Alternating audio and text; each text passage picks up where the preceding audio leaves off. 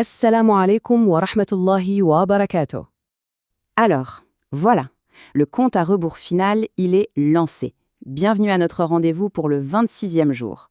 Il nous reste 4 nuits, et après ce soir, il ne restera plus que 3. L'urgence, on la sent, hein? Et attention, parce que demain, c'est la 27e nuit du Ramadan. Vous savez, c'est cette nuit que beaucoup de gens pensent être Laylatul Qadr. C'est un moment attendu par toute la communauté. La nuit où les mosquées du monde entier, elles vont être pleines à craquer. Alors, allons-y, plongeons-nous dedans. C'est vrai, beaucoup pensent que s'il y a une nuit où il faut tout donner, c'est demain. Mais attention, il faut être clair là-dessus. Le prophète, que la paix et les bénédictions soient sur lui, ne l'a jamais confirmé. Laylatul Qadr, ça pourrait très bien être ce soir, ou même la 29e. Le vrai message, le fond de l'histoire, c'est quoi? C'est de traiter chaque nuit qui nous reste comme si c'était la nuit. Il y a même un des compagnons, Ubay ibn Ka'b, qui était tellement convaincu qu'il jurait, oui, il jurait par Allah que c'était la 27e. Ça nous montre à quel point cette nuit est spéciale. Voyez, notre préparation, elle doit donc commencer maintenant. Et justement, pour nous guider dans ce sprint final, le Juz de ce soir nous offre des leçons incroyables à travers 5 sourates clés. Des leçons qui vont vraiment nous aider à forger notre état d'esprit pour ces derniers moments. Alors, par quoi on commence?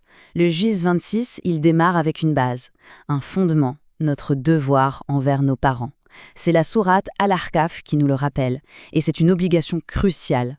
C'est un peu comme si Allah nous disait, juste avant la fin du Ramadan, « Attention, n'oubliez pas d'invoquer pour eux ». Le mot-clé ici, retenez-le bien, c'est « ihsan ». Ce n'est pas juste être bien avec eux. Non, c'est l'excellence. Le plus haut niveau de traitement possible. Et juste après, Allah nous rappelle immédiatement pourquoi. Il nous parle des difficultés endurées par la mère.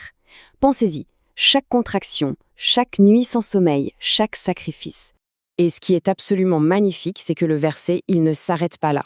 Il continue et nous offre une invocation complète. C'est une prière qui fait tout. Elle honore le passé en remerciant pour nos parents et en même temps, elle prépare l'avenir en priant pour nos enfants. C'est vraiment l'invocation d'une personne sage, reconnaissante, parfaite pour ces nuits si précieuses qui arrivent. D'accord, mais quelle est la récompense pour toute cette dévotion?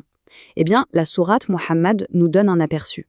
Elle dépeint le paradis avec une description saisissante de ses fleuves. C'est comme si on nous disait « Regardez, voilà ce qui attend ceux qui jeûnent, ceux qui font ces efforts ». Arrêtons-nous une seconde et réfléchissons. Pendant le Ramadan, on renonce à l'eau, au café, à tout ce qu'on aime boire, n'est-ce pas? Et en échange de ce sacrifice, qui est temporaire, Allah nous promet quoi? Il nous promet des fleuves. Pas juste un verre d'eau, pas une bouteille, des fleuves entiers. C'est incroyable.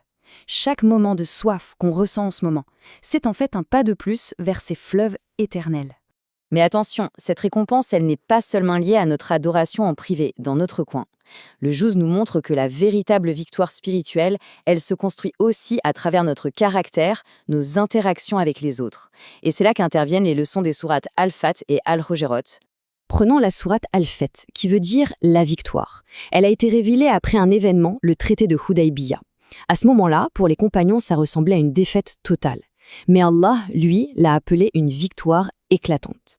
Qu'est-ce que ça nous apprend? Que ce qui nous semble être une défaite peut en réalité être la plus grande des victoires. Et que c'est dans ces moments-là qu'Allah envoie sa quiétude pour renforcer la foi. Et ce concept, la sakina, il est tellement important. Surtout maintenant, on est au 26e jour. La fatigue est là, elle est bien réelle.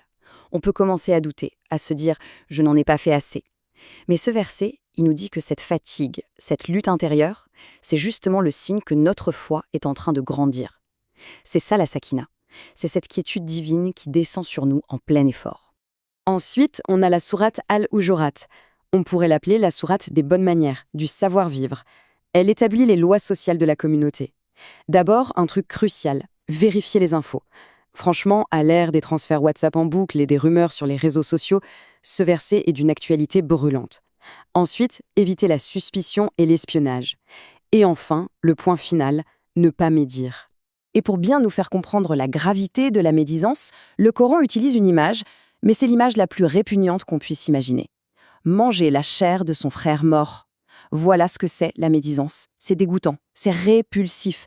Alors, le message est clair. Pendant ces dernières nuits, notre langue aussi doit jeûner.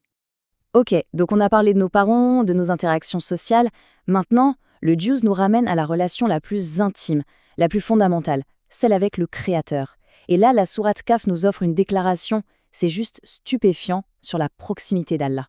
Plus près que la veine jugulaire. Il faut bien comprendre ce que ça veut dire. Cette veine, c'est ce qui alimentait notre cerveau. Sans elle, la vie s'arrête en quelques secondes. Et Allah nous dit, je suis plus proche de toi que ça, plus proche que le sang qui circule en toi, plus proche que les battements de ton propre cœur. C'est exactement ça. Allah connaît les chuchotements de notre âme.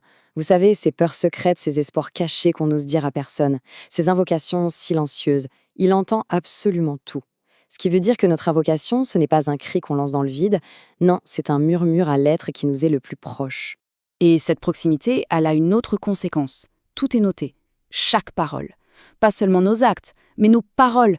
Des anges sont là, à côté de nous, prêts à tout enregistrer. Alors pour ces dernières nuits, faisons en sorte que l'ange de droite soit complètement épuisé d'écrire.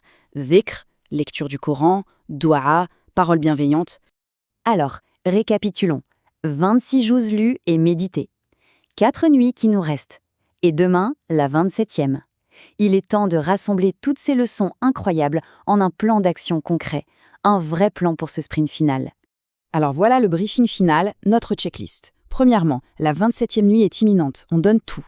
Deuxièmement, honorer nos parents avec ihsan. Troisièmement, se souvenir que chaque moment de soif nous achète des fleuves au paradis. Quatrièmement, accepter la fatigue, c'est le signe que notre foi grandit. Cinquièmement, la langue doit aussi jeûner, pas de rumeurs, pas de médisance. Sixièmement, se rappeler que ce qui compte vraiment, c'est la piété, la taqwa. Septièmement, invoquer en sachant qu'Allah est plus proche que notre veine jugulaire. Et enfin, parler en sachant que chaque mot est noté. Alors commençons notre invocation finale avec les plus beaux mots, ceux que le prophète nous a enseignés spécialement pour cette nuit. C'est la doua essentielle de Laylatul Qadr. Et à cette invocation, ajoutons celle de la sourate Al-Ahqaf qu'on a vue tout à l'heure. Une prière pour la gratitude, pour nos parents, et pour que toutes nos actions, nos efforts soient acceptés.